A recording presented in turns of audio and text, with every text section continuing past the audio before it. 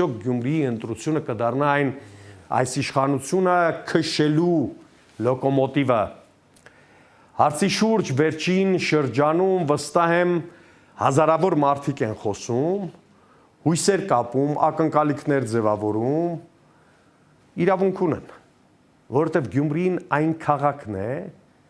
որը կարող է տալ այդ կայծը։ Գյումրին վախեցող քաղաք չէ։ Ես ինքը ժողովրդավարական արժեքների կրող եմ, հարգում եմ մարդու իրավունքներն ու ազատությունները եւ համարում, որ մենք հայերս կարող ենք ժամանակակից քաղաքակիրթ աշխարհում մեր տեղն ու դերն ամրապնդել, նվազագույնը մի քանի ընտրություն ժողովրդավարական չափանիշով անցկացնելու եւ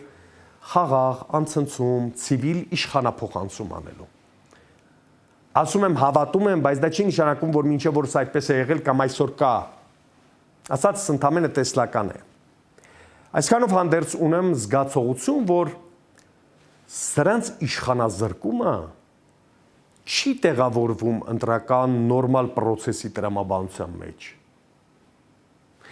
Մեր հետխորհրդային որոշ երկրների, Մերձավոր Արևելքի եւ այլ ռեգիոնների փորձն է այդպես ասում։ Մարդը օրը ցերեկով ներողություն արտահայտության համար հերթական անգամ թքում է բոլորիս երեսին, ջնջում է մեր անցյալը,